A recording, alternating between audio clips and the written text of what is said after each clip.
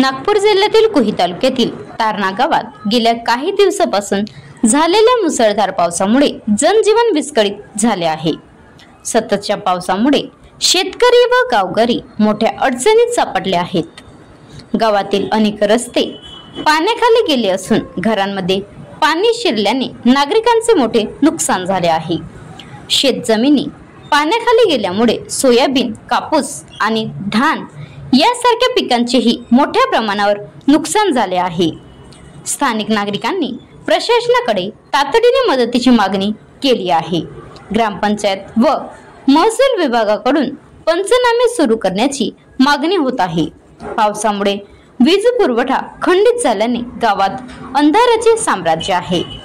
गावातील परिस्थिती पाहता प्रशासनाने तातडीने मदत कार्य सुरू करावे अशी मागणी ग्रामस्थांनी केली आहे। महाराष्ट्र लाईव्ह न्यूज, राजहंस शेंडे, विदर्भ प्रतिनिधी, नागपूर।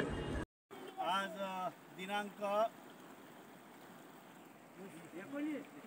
19/8/2025 ला काल रात्री ज्या मुसळधार पाऊस झाला, अतिमुसळधार पावसामुळे आमच्या तारणा गावामध्ये इथे पूर परिस्थिती निर्माण झाली आहे। आमच्या इथे संपूर्ण जवळपास क्षेत्र हे जलमय झालेलं आहे आणि या क्षेत्राला आज दरवर्षीचा फटका हा पावसाचा पडतो आणि आमच्या इथे जवळपास हजारो हेक्टर शेती ही पाण्याखाली बुडीत असते। एकीकडे जंगलात जनावरांचा त्रास आणि जंगली जनावरांमुळे शेतीचा उद्ध्वस्त होणं, दुसरीकडे ह्या पुरामुळे सर्व शेतीचं नुकसान होणं, अशा दोन्ही परिस्थितीमध्ये अडकलेलं हे तारणा गाव आज गावकऱ्यांची अत्यंत मानसिकता खराब आहे।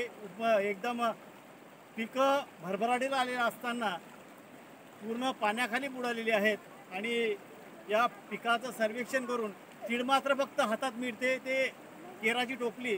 शेतकऱ्यांना काही मिळत नाही हातामध्ये, फक्त सर्वे होतात आणि फक्त 10,000 5,000 शेतीचा मोबदला भेटतो। ह्या मोबदला न भेटता सरसकट आमच्या ह्या शेत्या हे शासनाने आपल्या अखत्यारीत करून घ्यावं अशी कळकळीची विनंती शासनाच्या सर्व प्रतिनिधींना अशी कळकळीची विनंती करतो की या माध्यमातून आपण सर्वे लावून या शेतींचं सर्वे करावं आणि वनविभागातर्फे जे काही क्षेत्र बाधित आहे ते वनविभागाने घ्यावं आणि बाकी संपूर्ण क्षेत्र हे बाधित क्षेत्राला काहीतरी नवीन उपाययोजना करून शेतकऱ्यांना न्याय मिळवून द्यावा। कारण दरवर्षीची कथा आहे आमच्या इथे की पिकलेलं पेरलेलं काही घरी येत नाही। जे काही पेरतो, जे काही आम्ही आपली मिळकत लावतो, ती सर्व मिळकत ही पाण्यात वन्य प्राण्यांच्या ह्याच्यात व्यस्त होते आणि परत एकदा कर्जाच्या विळख्यात आम्ही विळखत जातो। संपूर्ण शासनाला विनंती आहे, जे आपण निरर्थक वादे केले ते पूर्ण करावेत।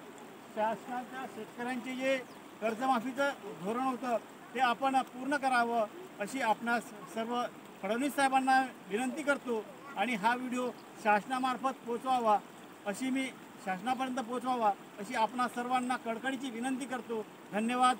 आज तारणा येथील सर्व शेतकरी व्हिडिओ फिरून दाखवतो बाबा, सर्व शेतकरी इथे आमच्या पूर परिस्थिती निर्माण झाली आहे त्या ठिकाणी जमलेला आहोत। सर्व कास्तकार या ठिकाणी जमलेले आहेत। आपणा सर्वांना विनंती आहे की या माध्यमातून सर्व शेतकऱ्यांच्या आपण भलं करावं ही कळकळीची विनंती। नमस्कार, धन्यवाद।